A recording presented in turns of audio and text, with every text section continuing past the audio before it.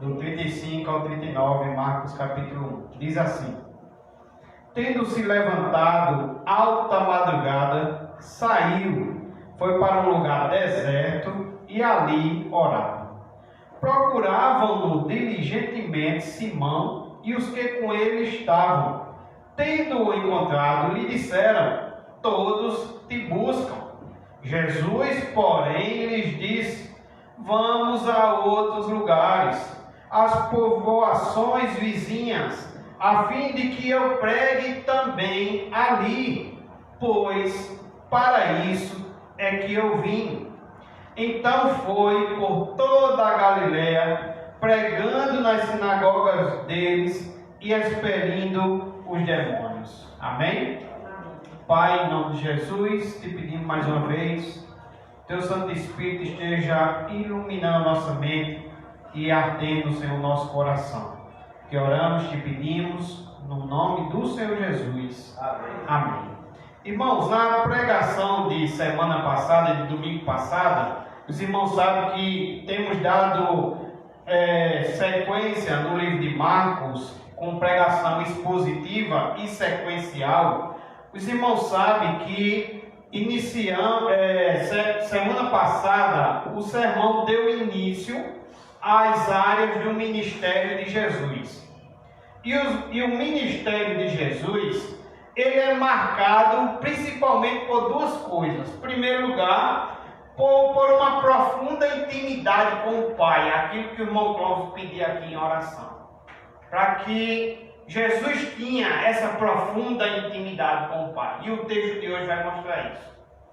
E uma outra coisa que Jesus mostra também no seu ministério é que ele tinha uma profunda compaixão pelos necessitados. Então o ministério de Jesus é marcado por essas duas coisas.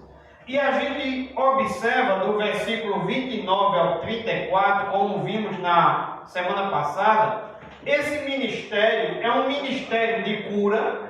Você observa aí no versículo 29. E saindo eles da sinagoga, foram com Tiago e João diretamente para a casa de Simão e André. A sogra de Simão achava-se acamada com febre. Essa febre eu já expliquei domingo passado que era uma febre mortal. Ela estava acamada com uma febre mortal, certo? Lucas que é médico disse que a febre era muito alta. E logo lhe falaram a respeito dela. Eles falam para Jesus a respeito Simão fala para Jesus a respeito da sua sogra que está acamada com uma febre altíssima. Então, aproximando-se, tomou-a pela mão e a febre a deixou, passando ela a servi-los. Então a gente viu que o ministério de Jesus é um ministério marcado pelo ministério de cura. A gente vê aí não só a cura da sogra de Simão, mas a gente viu tantas outras curas. O texto, a partir do versículo 32 e 34, até o 34, vai mostrar que trouxeram a eles muitos enfermos, muitos endemoniados, trouxeram a ele, era todo tipo de enfermidade, né? E ele curou a todos esses doentes, com toda sorte de enfermidade, expeliu também os demônios, ainda não permitindo que os demônios falassem. E os demônios não falavam porque sabiam quem era Jesus. Então era um ministério de cura e também vimos que era um ministério de libertação, porque Jesus veio para desfazer as obras de Satanás. Então o ministério de Jesus era um ministério de cura e um ministério de libertação. Foi visto isso no último sermão.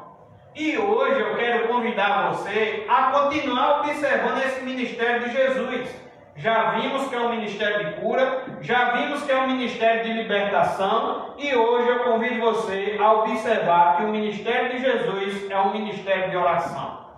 Versículo 35 ao 37 diz o texto: E tendo se levantado alta madrugada, Jesus, depois de um dia de muitas coisas, depois de um dia bastante cansado, vimos no sermão passado que mesmo com tanto cansaço, Jesus não deixou de ter compaixão, Jesus não deixou de atender os aflitos, os necessitados, né, de expelir os demônios daqueles que estavam presos nas garras de Satanás. E agora Jesus, mesmo cansado, depois de um dia intenso, diz o texto que ele levanta a alta madrugada e saiu, ele se retira. Foi para um lugar deserto e ali orava. Versículo 36 diz que aqueles que estavam com Simão, né, procuravam-no diligentemente, Simão e os que com ele estavam. Simão, André, né, e outros que estavam com ele estão à procura de Jesus, porque Jesus se retira. E Jesus se retirou para orar. E no versículo 37 diz que quando encontraram Jesus, tendo-o encontrado, lhe disseram: todos te buscam. E a gente observa nesse ministério de oração, pelo menos 3 coisas aqui são dignos da gente observar no ministério de oração de Jesus. Em primeiro lugar, meus irmãos, o cansaço físico não impede Jesus de orar.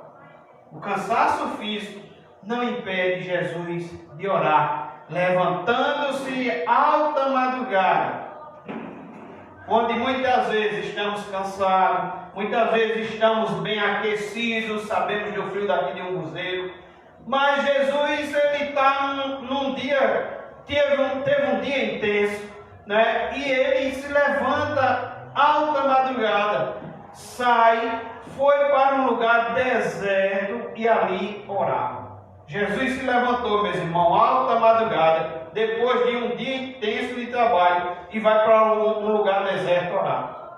Ali ele derrama o seu coração em oração ao seu Pai Celestial. Ele tinha plena consciência, meus irmãos, que não podia viver sem comunhão com o Pai, por meio da oração. Jesus mostra por diversas vezes nos evangelhos que ele tinha essa prática, que ele tinha essa comunhão com o Pai, que ele se retirava, não é, para um lugar deserto também, para ter o seu momento de oração. Jesus dava grande importância à oração. Eu queria convidar você a observar alguns textos. Lucas, vá para o livro de Lucas, capítulo 3. Lucas, capítulo 3, versículo 21. Jesus está orando também quando é batizado. Lucas 3, versículo 21. E aconteceu que ao ser todo o povo batizado, também foi Jesus. E estando ele a orar, o céu se abriu. Lucas capítulo 5, versículo 15 ao 17.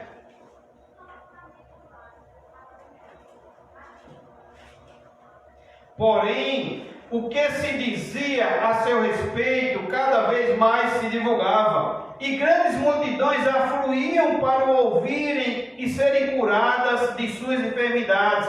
Ele, porém, se retirava para lugares solitários e orava. Ele orou, ele esteve orando no seu batismo. Ele orou, ele se retira para orar quando a multidão está procurando, e essa procura da multidão é apenas para ter milagres, né? Ou para satisfazer a sua fome física.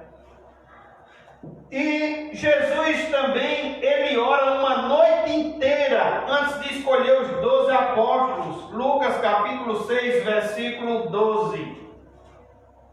Naqueles dias, retirou-se para o monte a fim de orar, e passou a noite orando a Deus. Versículo 13, e quando amanheceu, ou seja, depois de uma noite de intensa oração, de luta, de oração, né? E quando amanheceu, chamou a si seus discípulos e escolheu os 12 dentre eles, aos quais deu também o nome de apóstolos. Ele orou antes de fazer uma importante pergunta aos discípulos. Lucas 9, versículo 18. Lucas 9, versículo 18.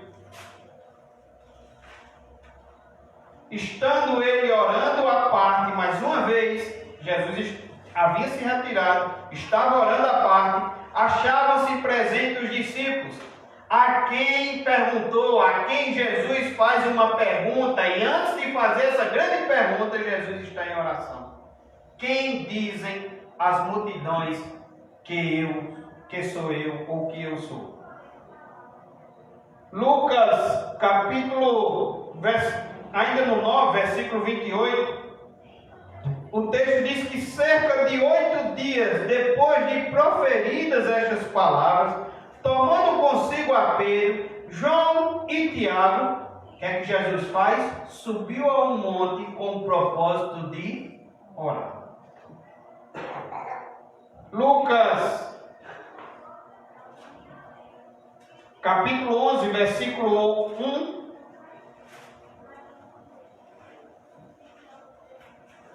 Ele orou antes de ensinar seus discípulos a oração do Pai Nosso. De uma feita, estava Jesus orando em certo lugar. Mais uma vez, retirou-se para orar. Estava à parte, estava orando em certo lugar. Quando terminou, um dos seus discípulos lhe pediu: Senhor, ensina-nos a orar, como também João ensinou aos seus discípulos. E aí ele vem e ora e ensina a oração do Senhor, a oração do Pai Nosso. Convido você a ir para Lucas, capítulo 22, versículo 32.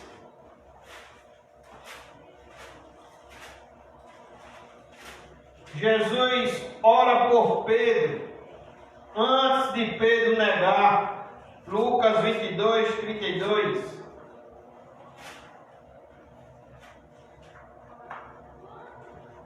Simão, Simão, a partir de 31, eis que Satanás vos reclamou para vos peneirar como trigo. Eu, porém, Jesus Cristo, roguei por ti, mais uma vez, uma oração por Pedro, para que a tua fé não desfaleça. Tu, pois, quando te converteres, fortalece os teus irmãos. Ele ora por Pedro antes de negar. Se você for olhar também, Lucas capítulo 24, versículo 30, Jesus também está orando no Getsemane. Olha o 23 primeiro, Lucas capítulo 23, versículo 34.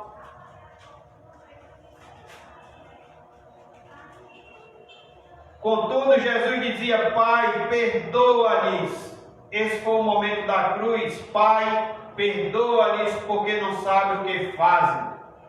Versículo 30, 24, 30. Capítulo 24, versículo 30.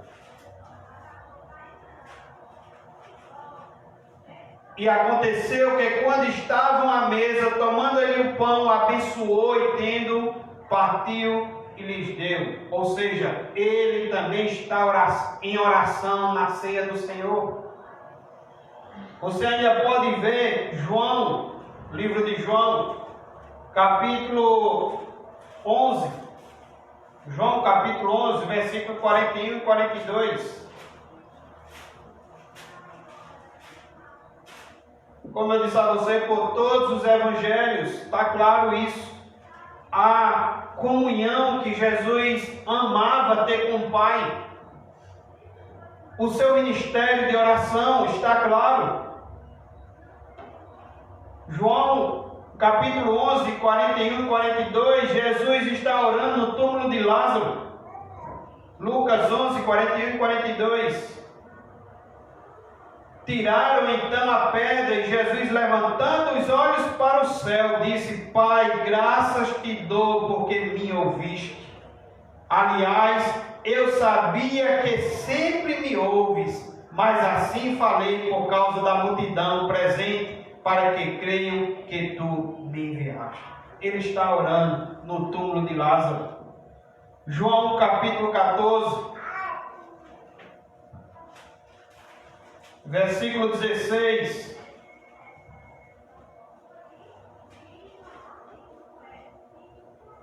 Quando ele promete outro Consolador, ele diz: e eu rogarei ao Pai, mais uma vez, seu ministério de oração, e ele vos dará outro Consolador, a fim de que esteja para sempre convosco. João também, todo o capítulo 17, é também um capítulo de oração. Jesus também está orando.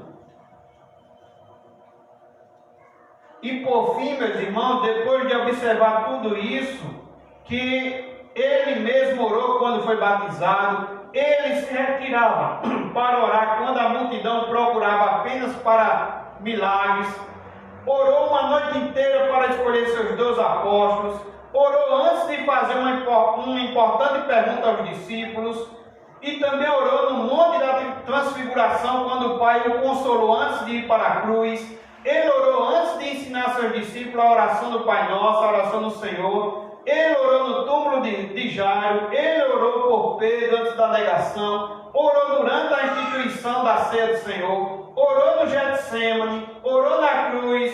E também depois da ressurreição. Eu quero dizer aos irmãos que louvado seja Deus e graças a Deus que Ele hoje ainda intercede por mim e por você.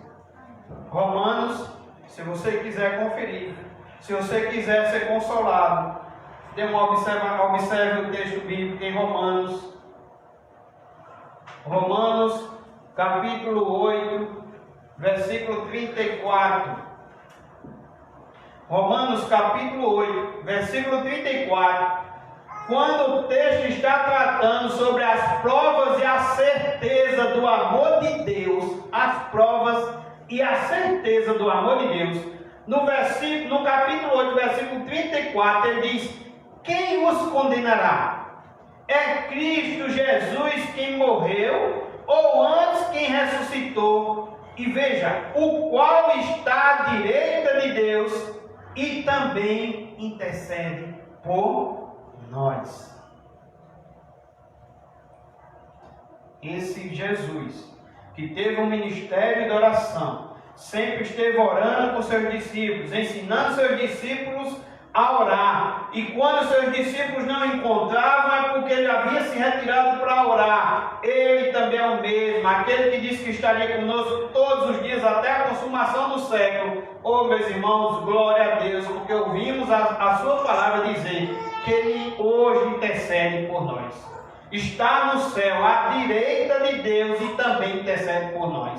Hebreus capítulo 7, versículo 5. Tratando do Cristo, sacerdote único e perfeito, diz assim o versículo 25. Por isso, também pode salvar totalmente os que por Ele se chegam a Deus, vivendo sempre para interceder por eles. Mais uma vez um texto que mostra que Jesus intercede pelos que foram alcançados. Glória a Deus, irmãos.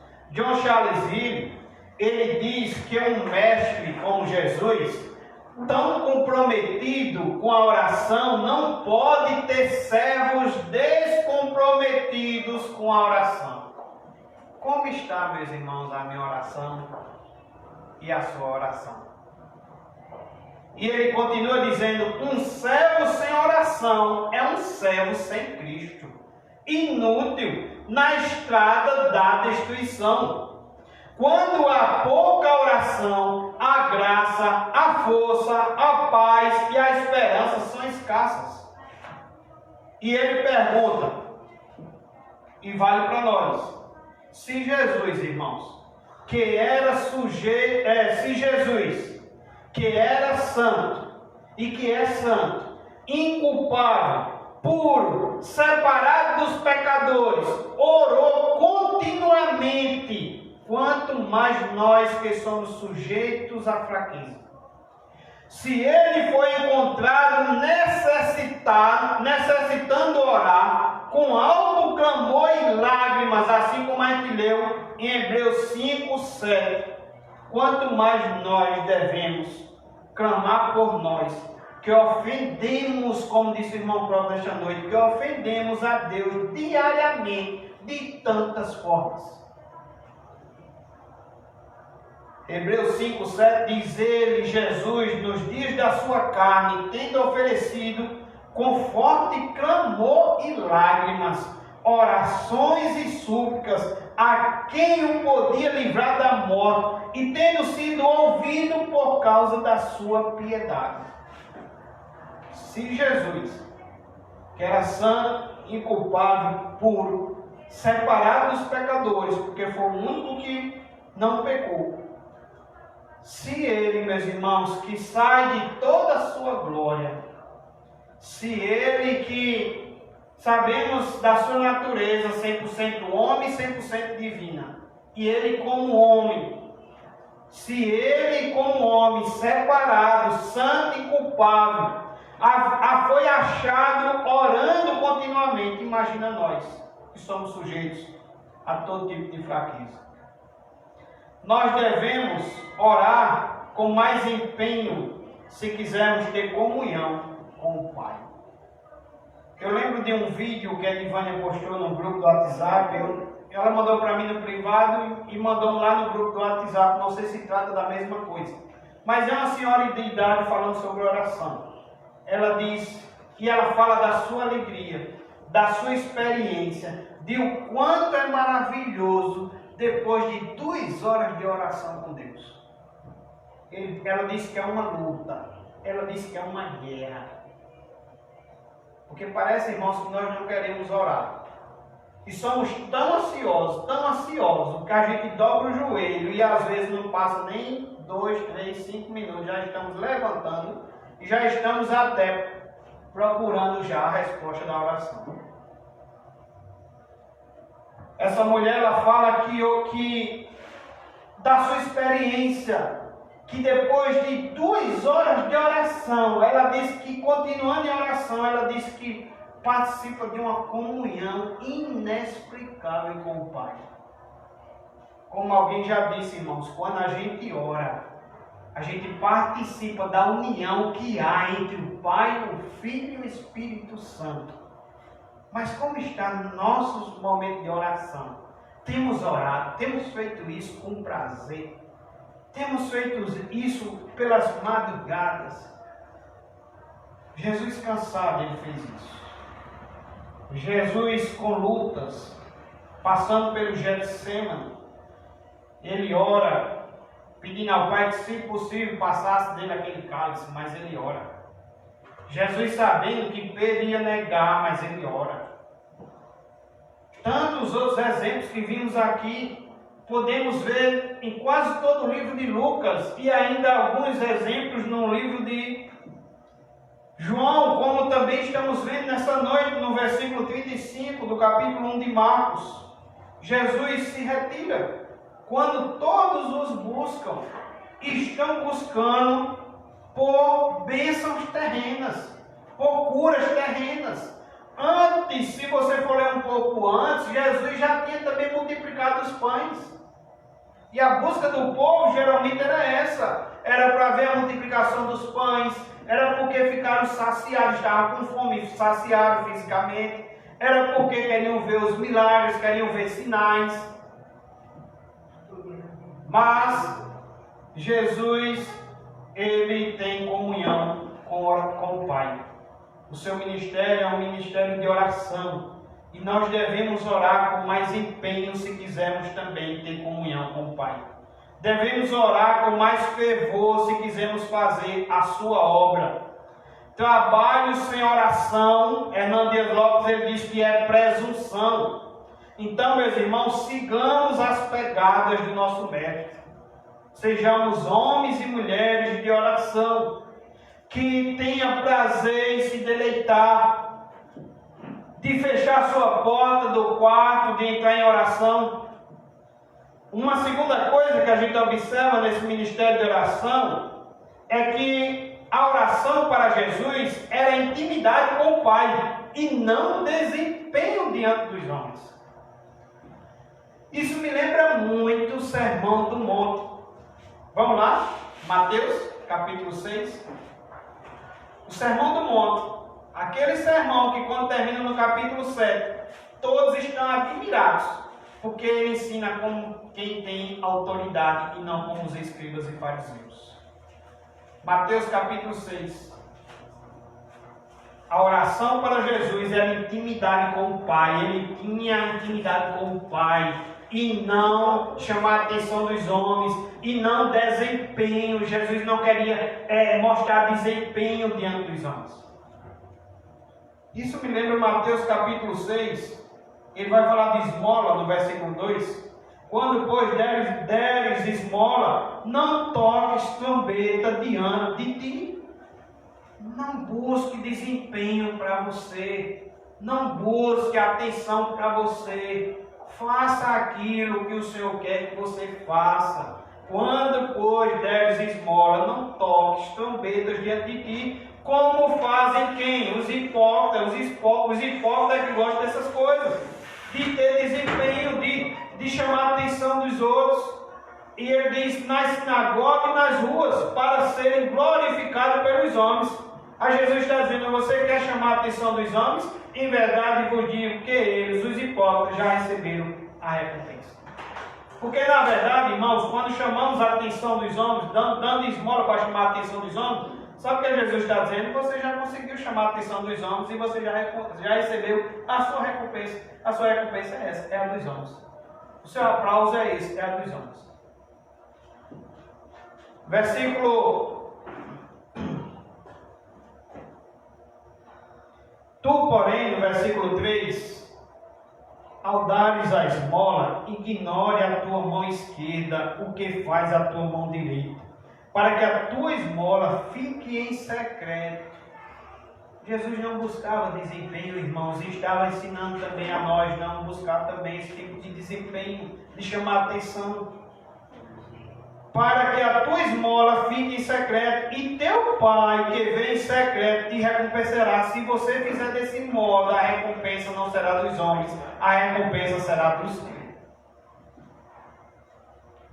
Quando você olha para a parte da oração, no versículo 5, e quando orardes, não sereis como os hipócritas. Mais uma vez, irmãos, não sejam como os hipócritas, porque gostam de orar em pé na sinagoga e nos cantos das praças para serem vistos por quem? Mais uma vez, não estão com a intenção verdadeira. Não estão em espírito em verdade. Estão com intenções de hipócritas. Intenções que vão receber apenas as recompensas do homem, apenas os aplausos dos homens, apenas a atenção dos homens. Em verdade vos digo que eles já receberam a recompensa. Versículo 6. Tu, porém, meu servo, meus discípulos, tu, porém, quando orares, entra no teu quarto, fecha e fechada a porta, orarás a teu Pai que está em secreto, e teu Pai que vem em secreto te recompensará. Quando você vai olhar para a parte de jejuar, no versículo 16, quando jejuares, não vos mostreis contristados, como os hipócritas. Os hipócritas jejuavam e no seu rosto já dizia tudo, estamos jejuando. Estamos jejuando, estamos fazendo sacrifício. E ele diz, olha, não façam isso, quem faz isso são os hipócritas, porque desfiguram o rosto com o fim de parecer aos homens que jejuam. Em verdade vos digo que eles já receberam a recompensa. Tu, porém, meus discípulos, meus verdadeiros servos, vocês que eu comecei a tratar com vocês no interior e agora estou tratando no exterior. Tu, porém, quando jejuares, unge a cabeça e lava o rosto. Não precisa mostrar o rosto, como ele disse aqui em cima, dos hipócritas contristados. Lavem o rosto de vocês, com o fim de não parecer aos homens que jejuam, e sim ao teu Pai em secreto, e teu Pai que vem em secreto te recompensará. Então, o nosso mestre, ele já estava ensinando isso aos seus discípulos. E a gente, quando olha para o seu ministério de oração, também é um ministério que não quer mostrar desempenho, chamar a atenção de homens, mas é porque ele ama ter comunhão com o Pai, e ele tem comunhão com o Pai, o negócio dele é com o Pai. Então, meus irmãos, a oração para Jesus era intimidade com o Pai, não desempenho diante dos homens. Jesus buscava mais intimidade com o Pai do que popularidade. Lembra o que foi que os discípulos disseram a ele? Simão, depois de o procurar, o que foi que Simão disse? Todos te buscam. Mas Jesus prefere se retirar. Jesus não quer popularidade. Jesus, ele quer comunhão com o Pai. E diz o texto, né? Então, a gente observa nesse texto que ele era homem do povo, mas não era homem governado pela vontade do povo. Sempre que os homens o buscavam apenas como um operador de milagres, Jesus viu que isso era uma tentação. Então, Jesus via essa busca, essa procura, Jesus via mais como uma tentação do que uma oportunidade. Então o que é que ele fazia? Refugiava-se. Para quê? Para ter comunhão com o Pai. Marcos registra 3 momentos quando Jesus preferiu o refúgio da oração. Primeiro, depois do seu bem-sucedido ministério de cura em Cafarnaum, quando a multidão o procurava apenas por causa dos milagres, aqui no versículo 35 e 37, do capítulo de Marcos. Segundo, depois da multiplicação dos pães, quando a multidão queria fazer rei, lá no capítulo 6, versículo 46. Terceiro, no Getsemane, antes da sua prisão, tortura e crucificação. Jesus, lá no capítulo 14, versículo 32 ao 34, Jesus sempre preferiu o refúgio para orar, para ter comunhão com o Pai. Ainda aprendemos, irmãos, em terceiro lugar, que Jesus dava mais valor à comunhão com o Pai do que ao sucesso diante dos homens. Versículo 37 diz que, tendo-o encontrado, Marcos 1,37, lhe disseram: todos te buscam. A multidão desejava ver a Jesus novamente, mas não para ouvir sua palavra, porém para receber curas e ver operações de milagres. Certamente, meus irmãos, Pedro não discerniu a superficialidade da multidão, por isso que Pedro está buscando Jesus. Pedro não discerniu a incredulidade da multidão e sua falta de apetite pela palavra de Deus. E aqui aprendemos que todo pregador é fascinado com a multidão, mas Jesus algumas vezes fugiu dela para refugiar-se na intimidade do Pai através da oração. O pregador que busca intimidade com Deus mais do que popularidade diante dos homens, sabe ir ao encontro das multidões e sabe também fugir delas quando o interesse está entre buscar a atenção dos homens e buscar a comunhão com o Pai. A intimidade com Deus em oração é mais importante do que sucesso no ministério. Hernando Dias Lopes, ele dá um exemplo. Ele diz que em 1997, visitando uma igreja evangélica lá em pleno Seul, na Coreia do Sul, ele diz que certa vez o presidente da Coreia do Sul ligou para o pastor daquela igreja, Paul Yong-Shu. A secretária do pastor lhe disse ao presidente: o pastor não pode atender o Senhor, pois ele está orando. O presidente, inconformado, retrucou: eu sou o presidente da Coreia do Sul e quero falar com ele agora. A secretária firmemente respondeu: ele não vai atender o Senhor, pois ele está orando.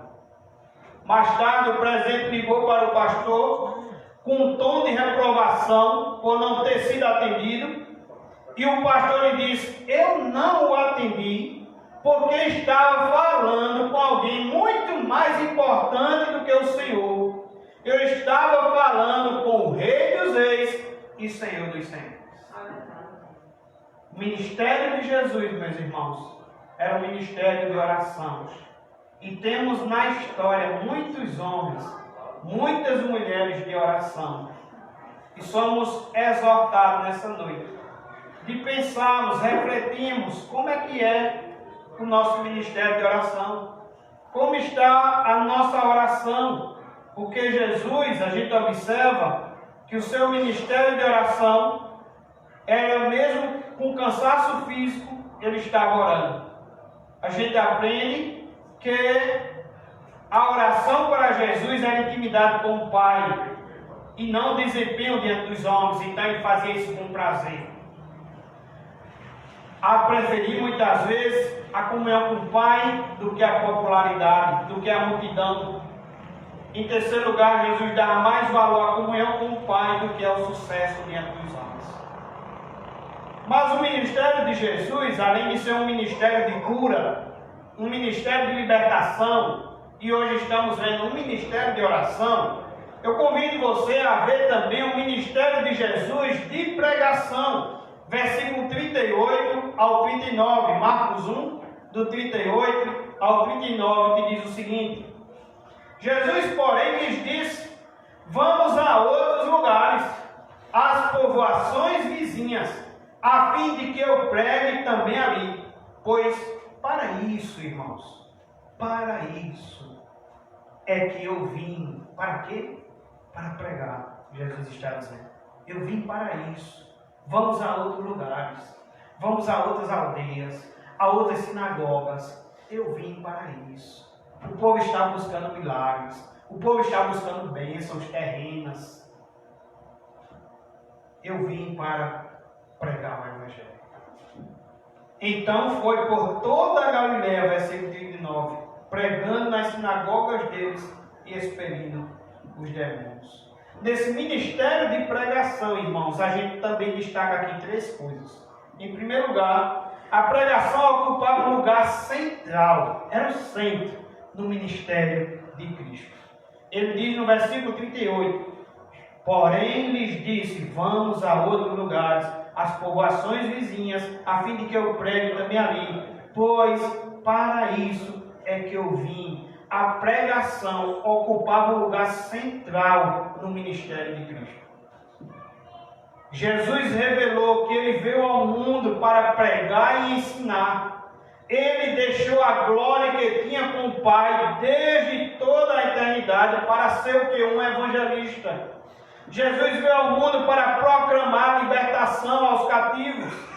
Ele é o divino missionário enviado pelo Pai para evangelizar e salvar o mundo perdido. Em sua primeira viagem missionária, ele a fez preceder por uma silenciosa madrugada de oração. Jesus nos ensina que a oração nos conduz à fonte do poder divino, é a chave que abre os tesouros celestiais e o segredo da vitória na esfera espiritual. Então ele demonstra aqui sua confiança na supremacia. Supremacia significa total, incontestável ou superioridade da palavra de Deus. Ele demonstra sua confiança está na palavra de Deus. O centro do seu ministério é a palavra de Deus, é a pregação. Ele veio para pregar e diz: para isso, pois para isso é que eu vim.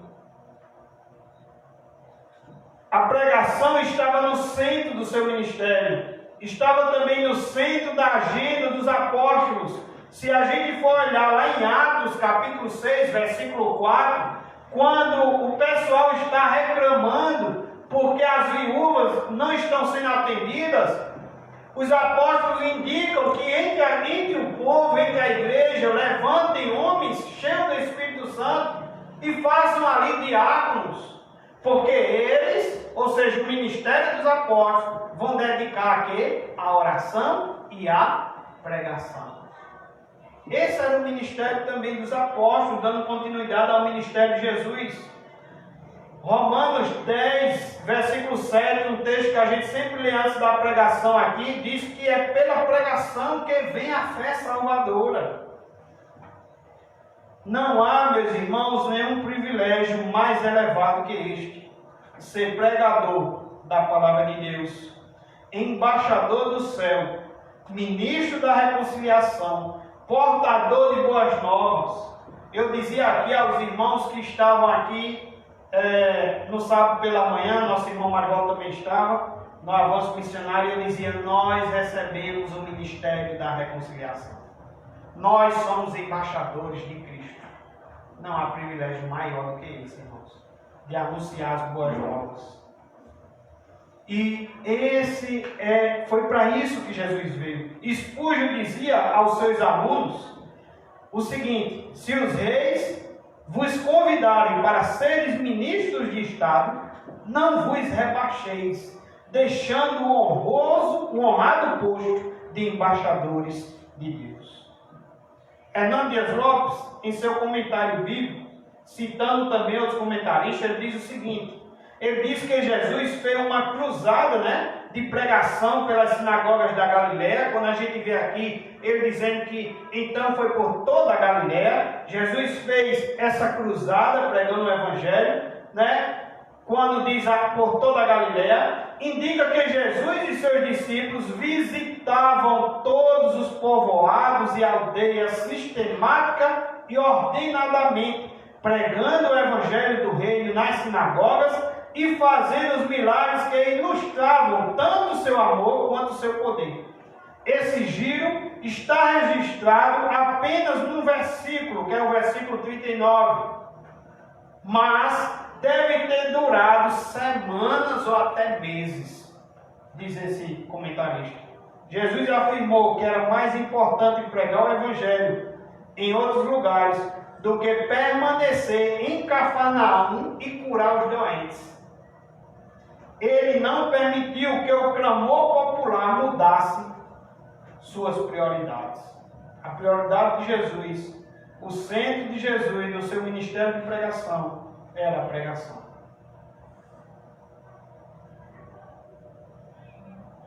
Em segundo lugar, a pregação para Jesus era mais importante do que o milagre. Versículo 38.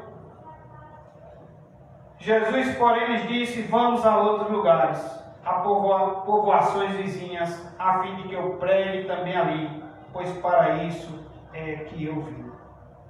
Jesus não veio de Nazaré ou Cafarnaum, mas Jesus veio do céu, e isto não apenas para resolver os problemas temporais. Quando chega aquele paralítico que desce, que é levado por 3 amigos pelo telhado e desce até Jesus, Jesus diz: estão perdoados os teus pecados. Jesus mostra qual é o seu ministério. Jesus mostra que a cura que ele está dando àquele paralítico não era uma cura temporal, era uma cura eterna.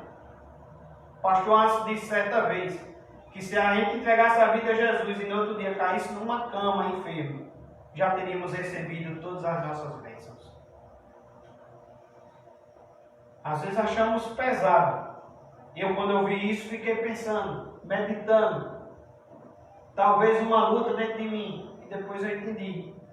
É como está dizendo nesta noite, que Jesus veio do céu, e não apenas para resolver os problemas temporais, não apenas para curar o paralítico.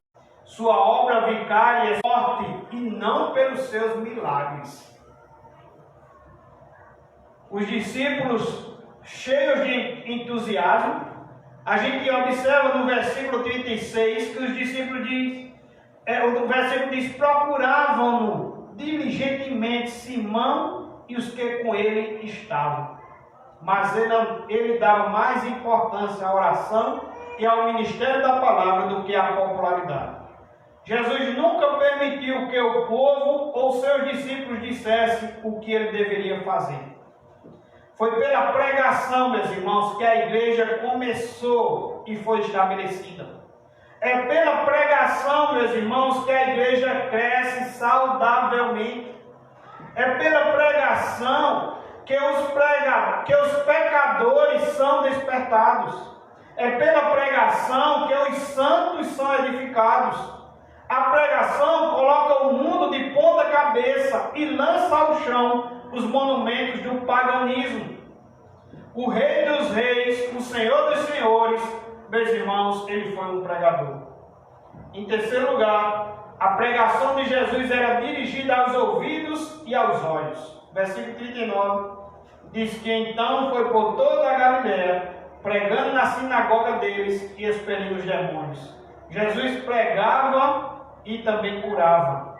Pregava e também expulsava demônios. Falava e também fazia. É isso que também Marcos quer nos mostrar, que era também um ministério de ação. Ele pregava com sabedoria e também com poder. Palavra e ação para Jesus andam juntas. E o William Barclay, ele disse que havia 3 pares de coisas que Jesus nunca separou. Aprendamos, irmãos, com isso. Primeiro, Jesus nunca separou palavra de ação. O homem que emprega todas as suas energias em falar, mas nunca chega a fazer o que diz, não é um discípulo de Cristo. Jesus falava e fazia. Um discípulo de Cristo, ele deve também andar conforme também ele fala. Segundo, ele nunca separou o corpo da alma. Jesus tratou do corpo e da alma. Ele perdoou pecados e curou enfermidades. Ele deu aos famintos o pão da terra e também deu o pão do céu. A tarefa do cristianismo é redimir o homem integralmente. Devemos levar aos homens não apenas o evangelho, mas também a educação, medicina, escolas e hospitais. Terceiro, diz o Indabago, ele nunca separou a terra do céu. Há pessoas que estão tão preocupadas com o céu que esquecem da terra e se convertem em visionários e idealistas pouco práticos. Há, de outro lado, aqueles que esquecem do céu e só pensam nas coisas terrenas. Jesus ensinou que a vontade de Deus deve ser feita na terra como ela é feita no céu. O céu e a terra precisam estar conectados. Precisamos, irmãos, como diz as Escrituras, ser sal e luz aqui na terra. Mas também precisamos ser peregrinos, como foi louvado nesta noite.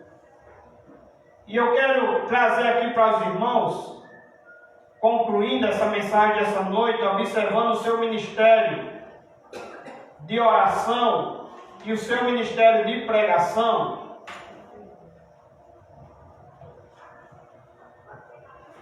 Quero trazer para os irmãos o que diz John Charles Riley em algumas lições práticas. E ele faz uma pergunta. Que diríamos? Preste atenção nessa pergunta. Que diríamos diante de uma pessoa como essa, aqueles que nunca oram? Que diríamos, irmãos? Diante do que ouvimos nessa noite, há pessoas que nunca oram. E ele diz: é de se temer. Traz água para mim, João, por favor. É de se temer que na lista de pessoas batizadas haja muitas que se comportam assim. Nunca oram. Muitos há que se levantam todas as manhãs e deitam à noite sem proferir qualquer oração. Muitos que jamais dirigem a Deus uma palavra sequer. Tais pessoas, ele faz a pergunta, tais pessoas serão crentes?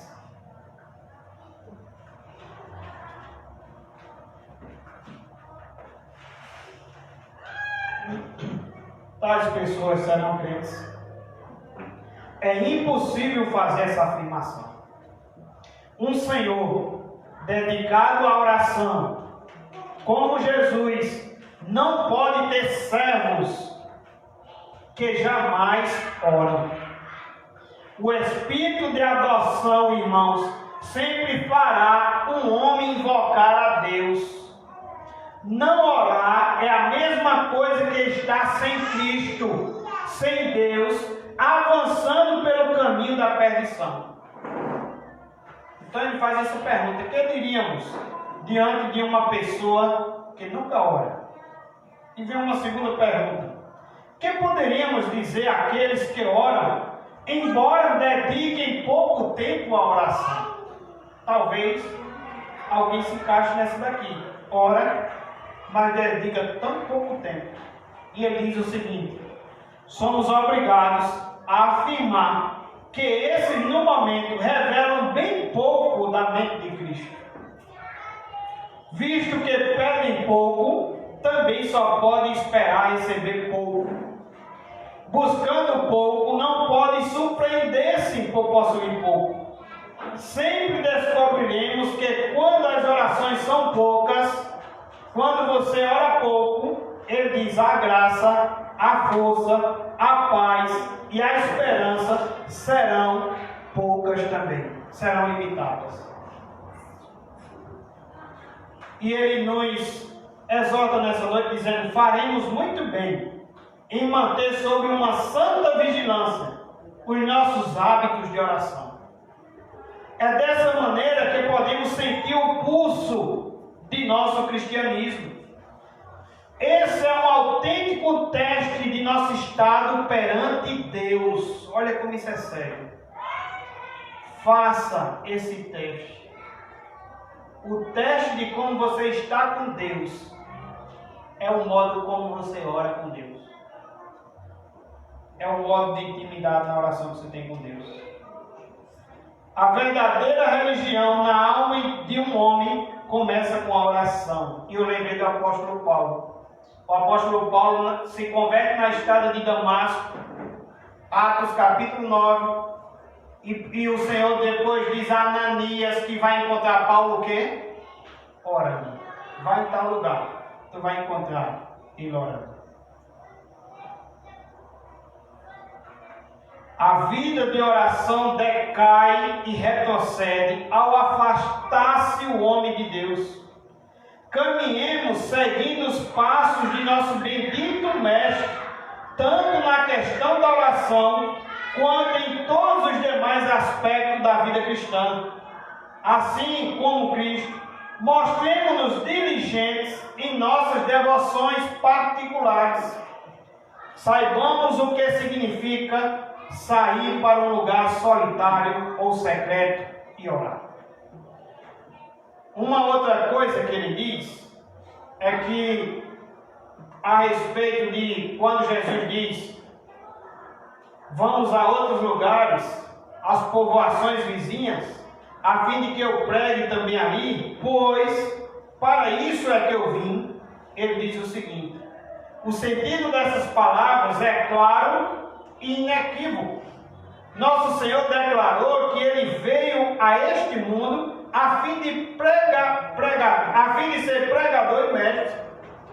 Veio a fim de desempenhar o ofício profético, para ser um profeta maior do que Moisés, cuja vinda há muito fora predita. Ele deixou a glória que tinha junto ao Pai, desde toda a eternidade, a fim de realizar a obra de evangelista. Ele veio à terra com o intuito de mostrar aos homens o caminho da paz, proclamar a libertação aos cativos e recuperar a vista dos cegos.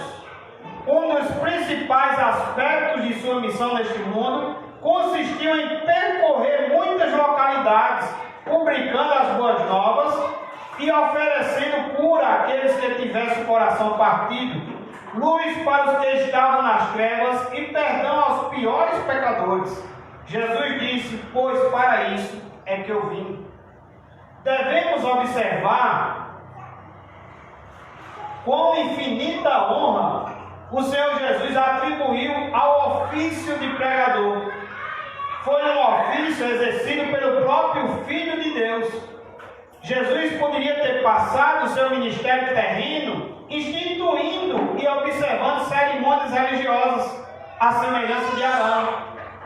Ele poderia ter legislado e reinado à semelhança de Davi. No entanto, preferiu um chamamento inteiramente diverso, até o dia em que morreu, como um sacrifício expiatório pelos nossos pecados. O seu trabalho diário, e talvez a cada hora, consistia em pregar. Pois para isso é que eu vim, disse Jesus. Nunca, meus irmãos, nos deixamos abalar por aqueles que depreciam o ofício de pregador, afirmando que as ordenanças cristãs são mais importantes do que os sermões. Cumpre-nos dar a cada aspecto da adoração pública o seu devido lugar e honra, mas tenhamos o cuidado de nunca emprestar a qualquer outra parte da adoração pública um papel mais destacado do que a pregação. Foi mediante a pregação que a Igreja de Cristo veio mantida em estado saudável e próspero. Mediante a pregação, os pecadores são despertados. Mediante a pregação, pessoas interessadas são conduzidas a Cristo. Pela pregação, os santos são edificados. Por meio dela, o cristianismo está sendo anunciado ao mundo pagano.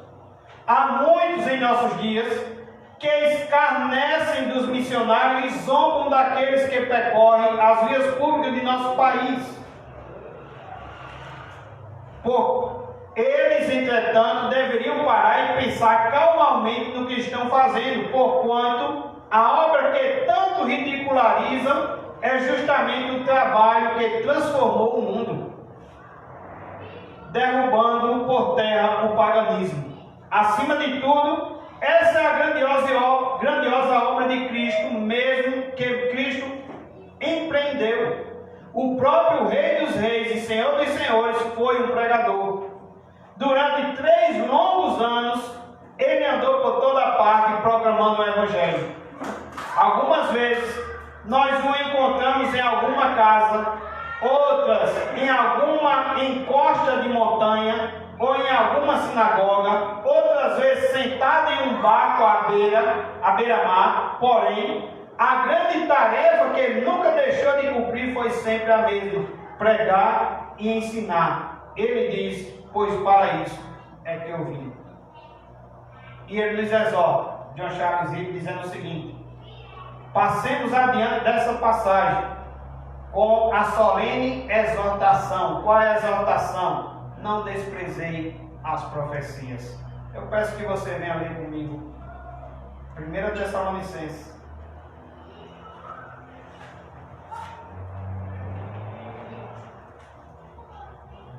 1 Tessalonicenses.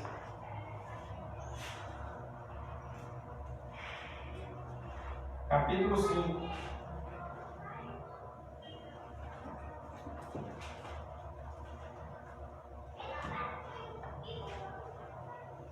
Dá para trazer as duas exortações.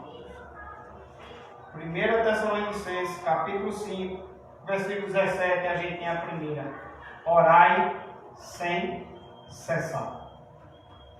Ele diz: o que dizer aqueles que dizem que são discípulos de Cristo e não oram? Se o mestre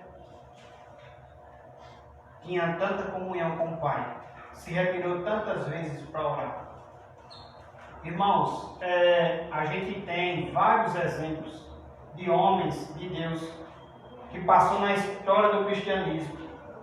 Temos exemplo de John Wesley, diz que ele passava 2 horas diárias em oração.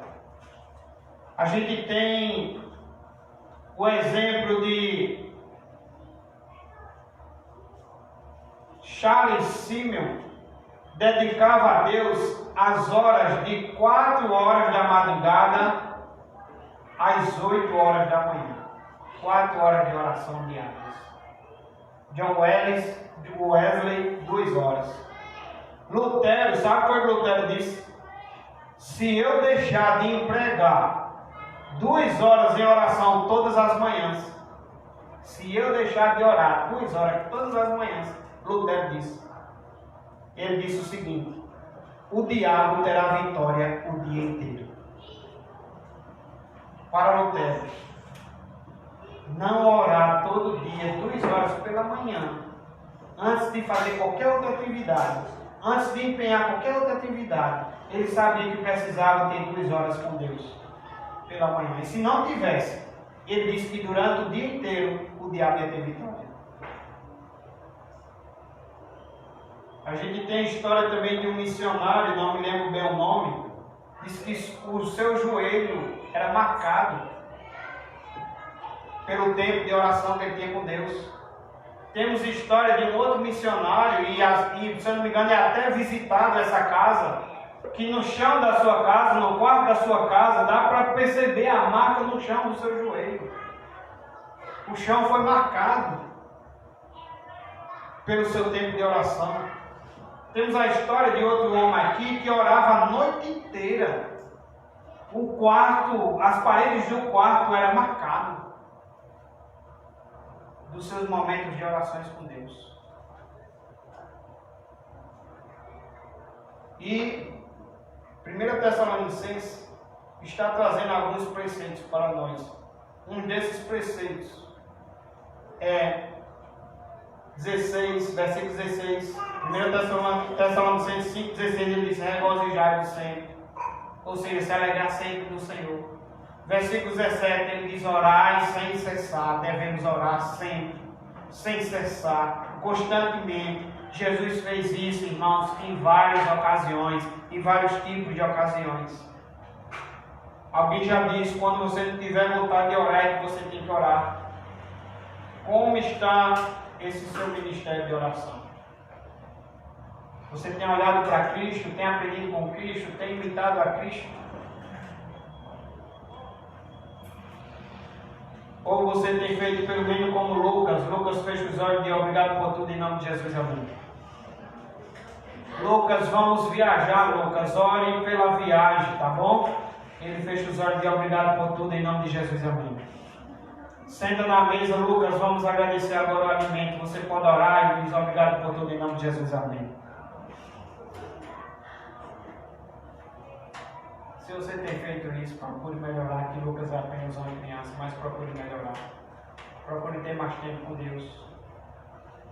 Faça essa experiência como aquela senhorinha falou lá no vídeo do grupo. Passe de 2 horas de oração para ver o que acontece. Sua experiência com Deus. Quem sabe depois de 2 horas você já está chorando. Quem sabe depois de 2 horas de oração, quem sabe o seu coração já está quebrantado. Quem sabe você está sentindo uma paz que não sentia. E você vai se levantar certamente com todas as forças para ter vitória durante o dia e não o diabo ter vitória durante o dia. No versículo 20, Charles Riley nos traz a outra exaltação a respeito do que vimos no ministério de Jesus Cristo acerca da pregação. A pregação era o centro. E no versículo 20 aqui na Bíblia está dizendo: não desprezeis as profecias. Sabe o que é isso, irmãos? Não despreze o ministério da reconciliação, de anunciar. Sabe o que é isso também? Não despreze o congregar na igreja, porque você vai ouvir também a profecia. Não desprezeis a profecia, é isso, é não desprezar as pregações. E eu volto agora para nós. Como estamos diante dos nossos momentos de orações em casa, diante do nosso plano de leitura anual, que no final do ano vai receber certificado? Como é que estamos diante disso? Estamos lendo, fazendo nossa leitura bíblica, estamos orando? Em tudo que formos fazer, primeiro oramos ao Senhor? Temos o culto de oração na terça-feira. Como está a sua presença no culto de oração na terça-feira? Jesus fazia questão de estar conosco na terça-feira. Os discípulos que olharam para Jesus vão fazer questão também de estar conosco na terça-feira. Como está o seu estudo bíblico na quinta? Tem diminuído bastante aqui a vida dos irmãos na quinta. Teve uma quinta aqui que estava eu, Reldilson e João Vitor. Outra quinta estava eu, Natália, João e Reldilson. Não, Clarice. Como está, irmãos, esse nosso compromisso com o estudo bíblico? Estamos desprezando a profecia ou não? Nossa vida aos domingos, como é que está? Temos também desprezado a profecia? Sabe, irmãos, veja aqui no versículo 19, certamente, ele faz questão de trazer outra exaltação aqui no versículo 19. Ele diz: não apagueis o Espírito.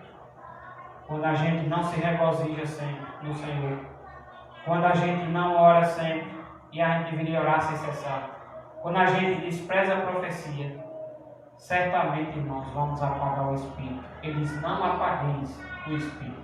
Para isso precisamos regozijar no Senhor, orar sem cessar e não desprezar a profecia. Amém?